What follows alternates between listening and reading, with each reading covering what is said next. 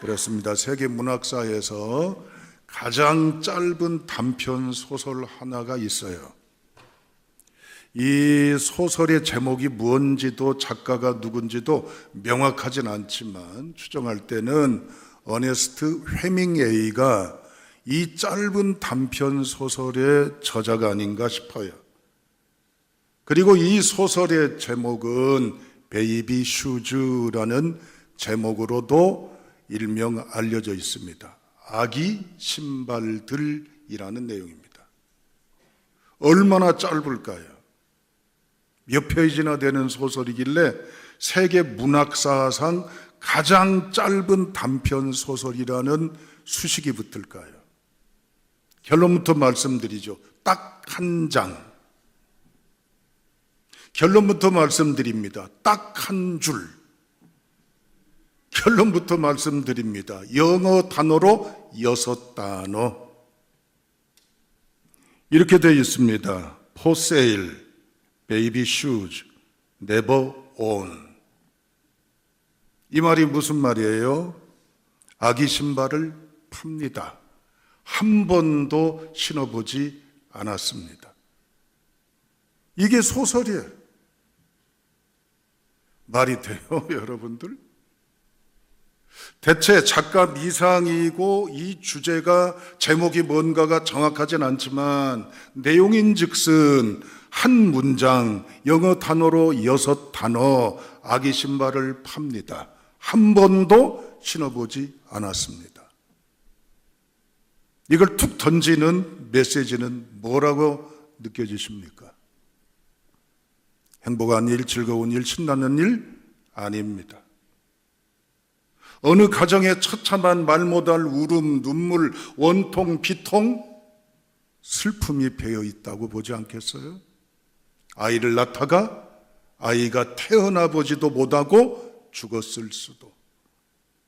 또 아이가 태어났는데 이런저런 사연과 아픔으로 그만 죽었을 수도 있는 함축된 이야기입니다. 짧지만 읽는 사람들에게 던져주는 메시지는 굉장히 심오하다고 볼 수가 있어요. 왜 제가 이 말씀을 드린 줄 아세요?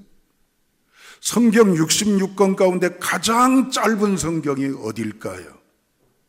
바로 오늘 요한 2서입니다. 몇 절? 13절. 그 다음에 요한 3서가 15절입니다. 또한 여러분 보시면 구약의 오바댜서가 21절, 빌레몬서가 25절, 유다서가 25절입니다. 그러니까 가장 짧은 성경 오늘 요한 2서 1장입니다. 이 짧은 성경은 오늘 우리에게 무엇을 얘기하려고 할까요? 오늘 이 성경은 우리에게 가슴 뛰는 얘기를 전해주고 있습니다.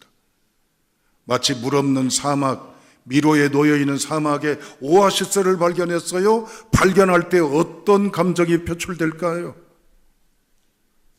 끝없는 미로, 어디가 탈출구가 있을지, 어디로 이제는 끝나는 끝자락이 있을지 모르는 미로를 헤매다 결국 드디어 탈출구를 만났어요. 그럴 때 이게 탈출구구나 그럴 거예요. 잃어버린 아이를 드디어 찾았어요. 그럴 때 어떤 감정과 어떤 느낌이 있겠어요? 오늘 본문의 말씀 속에 생생하게 들려오는 감탄사를 우리가 놓치면 안 됩니다. 어디를? 4절을 함께 읽겠습니다. 4절을 읽습니다. 시작. 너희 자녀들 중에 우리가 아버지께 받은 계명대로 진리를 행하는 자를 내가 보니 심히 기쁘도다. 아멘. 선 이해할 것이 있어요. 우리 한국 사람들이 쓰는 글과 어법은 이제 논지는 달라요. 어디? 헬라 사람들, 그리스 사람들하고. 우리는 조금 유식한 얘기로 말하면 우리는 귀납법적인 글과 결론을 가지고 있습니다. 귀납법이라고 하는 건 뭐예요? 결론이 뒤에 나와요. 그러니까 한국말은, 우리나라 글은 끝까지 읽어보고 끝까지 들어봐야 돼요. 그러나 헬라어는 그렇지가 않습니다. 연역법에 먼저 결론, 대전제, 그 다음에 소전제, 끝에 결론이 나와요. 글이나 언어가 그렇습니다. 그러니까 뒤로 이렇게 무슨 말을 하는지 뒤로 미루지 않아요. 처음부터 딱 던져놓고 시작해요. 오늘 4절이 그렇습니다. 오늘 4절 헬라어 원전에 보면 이렇게 나옵니다. 내가 보았다. 그러니 내가 심히 기쁘다. 이것이 4절의 첫 선언의 시작입니다. 그래서 오늘 제목을 유레카의 기쁨이라고 정했습니다. 오늘 사도 요한은 무언가를 봤어요. 희귀한 걸 봤어요. 흔하지 않은 걸 봤단 말이에요. 뭘 봤을까요? 4절을 다시 주목하십시오. 4절 읽습니다. 시작.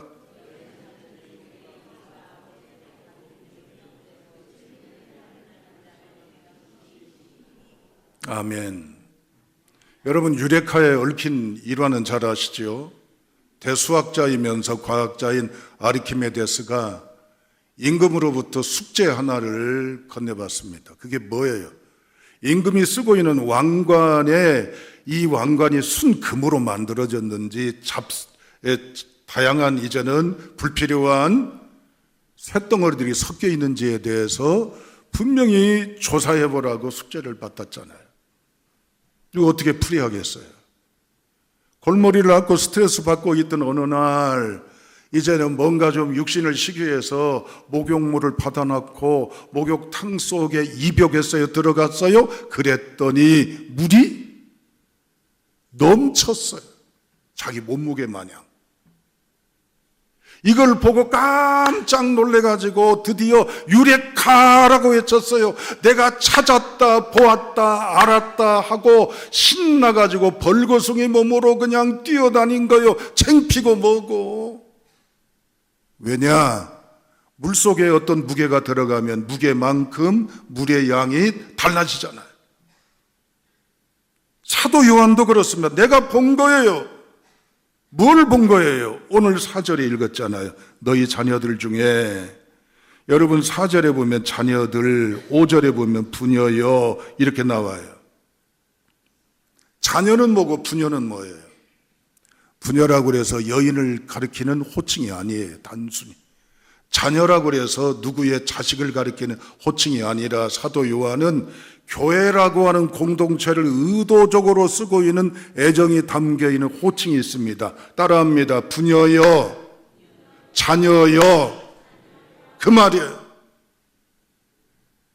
그러니까 그 당시에 사도 요한이 활동할 당시에 교회가, 그 중에 어떤 교회가, 어떤 성도들이 보기 드물게 희한하게 사람들이 다 하나님 말씀 벗어나고 제멋대로, 제 주장대로 세상에 끌려가고 세상에 이제는 휩쓸려 가는데 희한한 별종들을 봤어요. 그게 누구예요?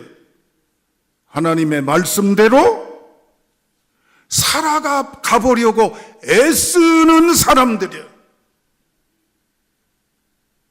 오늘 유레카의 기쁨 첫 번째는 뭘까요? 진리 안에 살아보려고 애쓰는 걸음들입니다. 여러분 여쭙습니다. 지난 일주일 동안 예배 후에 일주일을 훌쩍 보냈어요. 지난 일주일 동안 우리의 삶의 여정이 어떻습니까? 그 안에 이 수많은 인간관계, 수많은 세상의 철학, 법칙, 원리, 추구하는 행복론 가운데, 가치관, 세계관 가운데 그 속에 하나님의 말씀의 원리를 대입해서 그 안에서 내가 버겁지만, 내가 힘겹지만 그 안에 그 말씀을 가지고 살아보려고 얼마나 애를 쓰셨습니까? 애써 보는데 주의가 그렇게 안 하고 나만 그럴 필요가 없고 다 그렇게 살기 때문에 그냥 에이 몰라, 그냥 현실 따라가야지, 남들 한 대로 살아야지, 이 방법대로 취해야지, 그러며 지내셨어요? 사도 요한이 놀란 건 바로 뭐예요? 여기 행한다라고 하는 4절, 우리 아버지께 받은 계명대로 진리를 행하는 자를, 행한다는 이 단어는 뭐냐?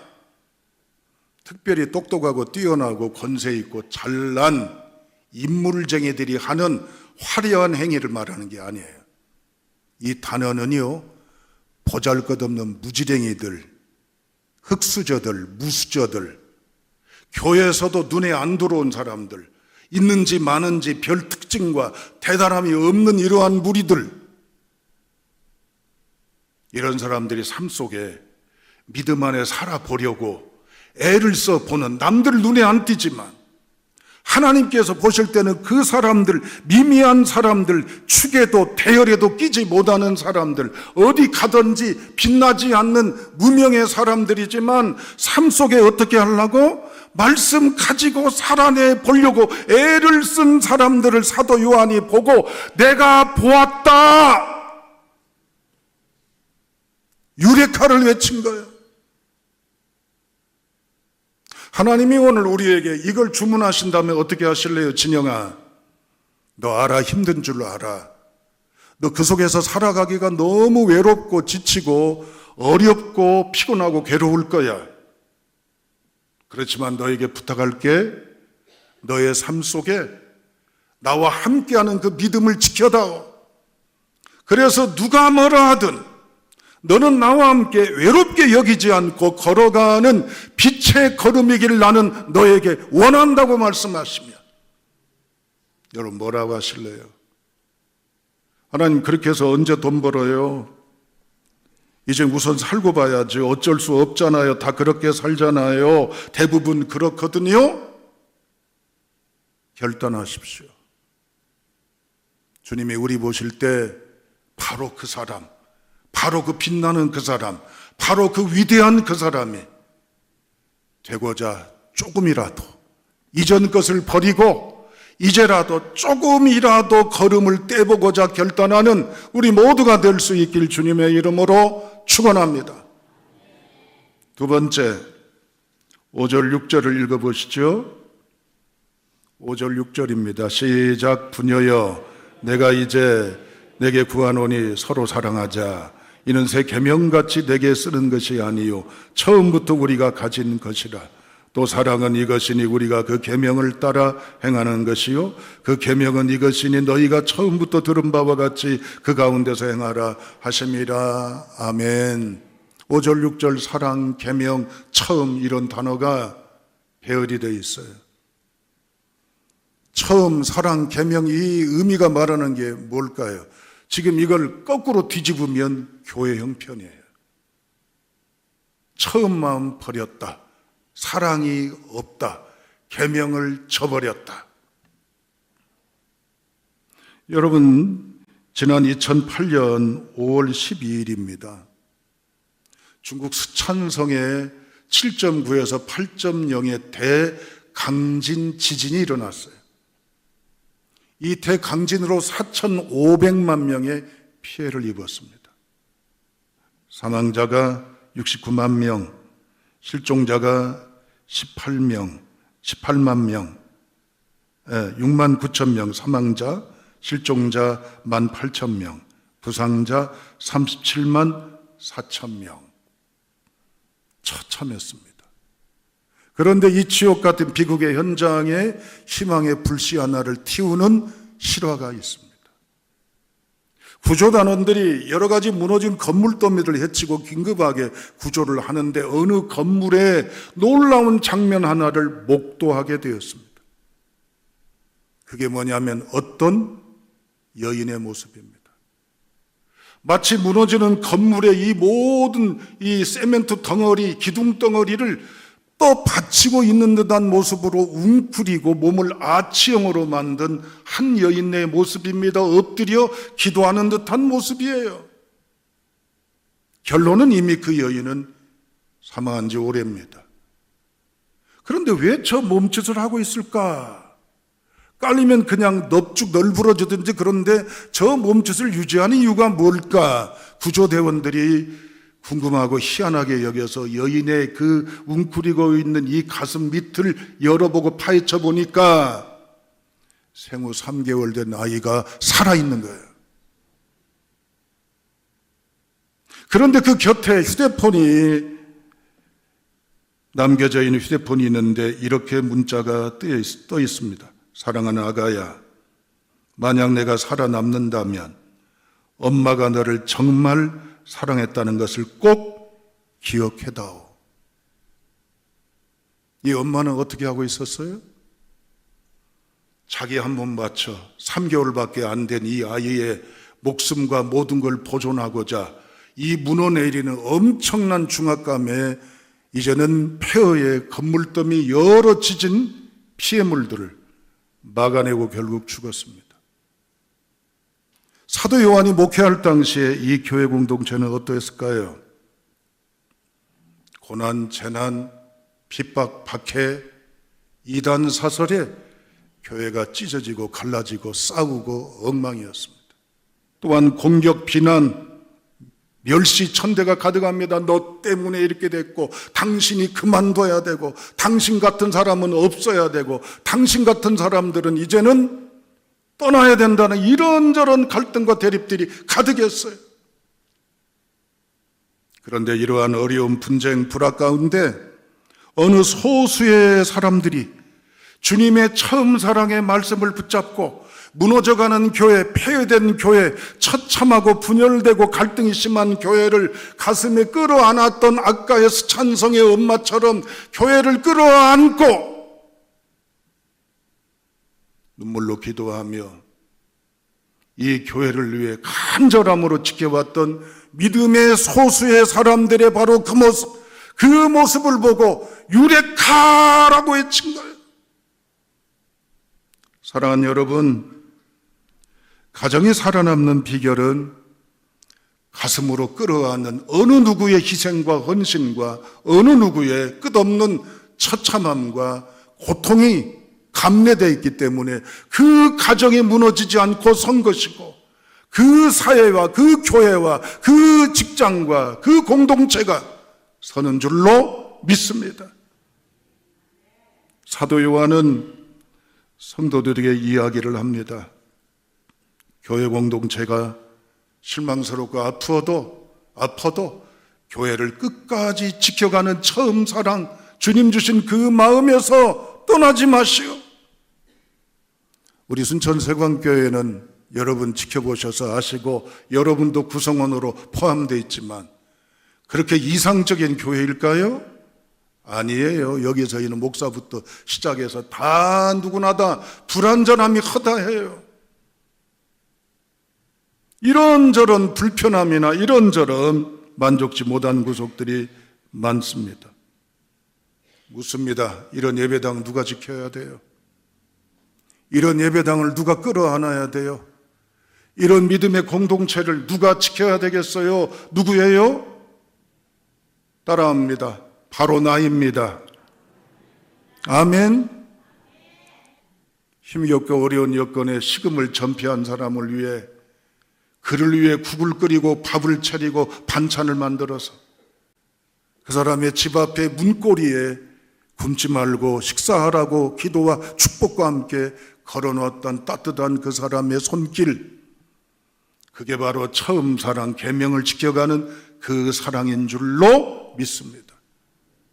하나님은 오늘 우리에게 이러한 삶의 현장을 가져라고 말씀하십니다.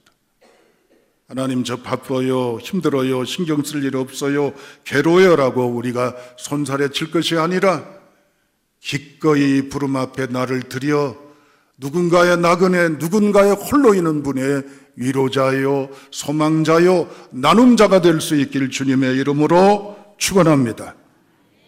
이제 마지막 7절부터 9절까지 다 같이 읽겠습니다. 마지막 7절부터 9절입니다. 시작. 미혹하는 자가 세상에 많이 나왔나니 이는 예수 그리스도께서 육체로 오심을 부인하는 자라.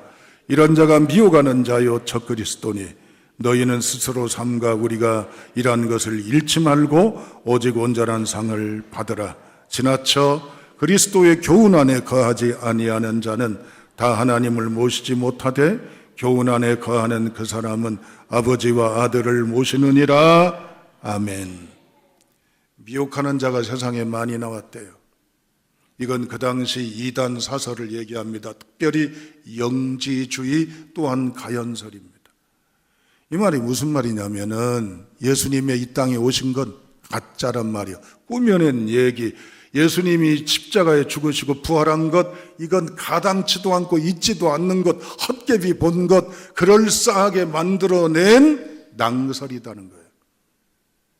이런 논리로 교회가 휘청휘청합니다. 그리고 영주주의는 바로 뭐냐면 영은 귀하고 육체적인 것은 악하니 나름대로 이제는 삶에 먹고 마시고 입고 쓰고 나름대로 하시오. 그러나 교회 와서 예배만 잘 드리면 돼요. 그만큼 헌금만 잘하면 되고 그만큼 봉사면 잘하면 돼요. 이런 논리나 궤변들이 교회 파다해요. 이 속에서도 하나님을 향한 믿음을 지키고 신앙의 정통을 지켜가는 보잘것없는 소수의 무리들을 요한이 봤을 때 내가 보았노라 유레카라고 말한 거예요. 여러분 여쭤볼게요. 여러분 유튜브로 동영상으로 오늘 예배 드릴 수 있죠? 댁에 계시지 뭐하러 여기에 나오셨을까요? 문명의 편리함들이 다 있잖아요. 이 세상의 유행이고 흐름입니다. 내가 편한 복장으로 누워서 보든 어떻게 하든 내가 반바지를 입든 어떻게 하든 영상을 보며 예배 드리면 드리는 거네요. 그러나 오늘 이 자리에 나온 것은 세상이 어떤 방식으로 예배 패턴이 어떤 형식으로 흘러가듯 우리는 하나님 앞에 정한 장소에 신앙 고백을 하며 주의 임재 아래 나를 들여서 하나님과 함께하는 영성의 자리를 우리는 귀하게 택한 줄로 믿습니다. 세상이 어떤 유행과 가치와 사조와 궤변을 이야기하든 우리는 하나님의 은혜 안에 든든히 서는 신앙의 중심으로 주 앞에 있기를 우리는 간절히 원합니다. 이것을 보면서 사도 요한이 유레카를 얘기한 거예요. 이제 결론입니다. 사랑하는 여러분, 우리는 연약한 성정을 가질 수밖에 없습니다. 애를 쓰도 이내 넘어지고 이내 우리가 원점에서 다시 무너진 우리 존재이기도 합니다. 그러나 하나님이 우리에게 손 내미십니다. 아무개야, 이 한 주간 나와 함께 내 가는 방식과 내 가는 비전과 함께 같이 가자고 손 내미신다면 아멘 주님, 직장에서 삶의 자리에서 내가 비록 부족할지라도 그 조그마한 영역에서나마 주님과 함께 서보며 나아가는 사람 되겠노라고 결단하시는 온전한 성도가 다 되시기를 주님의 이름으로 축원합니다. 두 번째, 내게 주신 이 놀라운 복음을 가지고 내가 비록 부족할지라도 사랑의 마음을 나눠서 누군가를 위로하고 섬기며 축복하는 아름다운 믿음의 통로로 쓰여지는 결단의 성도가 될 수 있기를 축원합니다. 마지막으로는 이 세상의 어떤 방식으로 살아간다 할지라도 나는 하나님의 진리의 오직 말씀, 믿음, 은혜, 그리스도 예수 하나님의 영광으로 뚜벅뚜벅 걷기를 소망하시는 귀중한 성도가 될 때 하나님은 우리를 향해서 내가 보았다, 찾았다, 내가 드디어 이제는 기쁘다라고 하는 선언을 우리를 통해 하나님께 영광이 되는 행복한 결단자로 나가시기를 주님의 이름으로 축원합니다.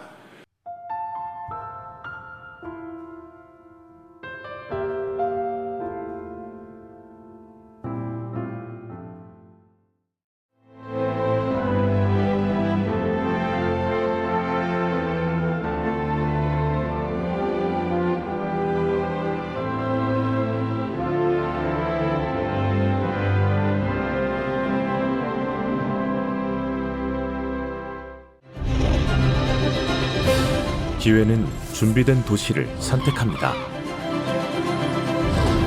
대지엔 바이오, 반도체, 도심엔 문화, 하늘엔 우주. 대한민국 미래 산업의 새로운 가능성을 열어가는 곳. 격이 다른 도시, 순천입니다.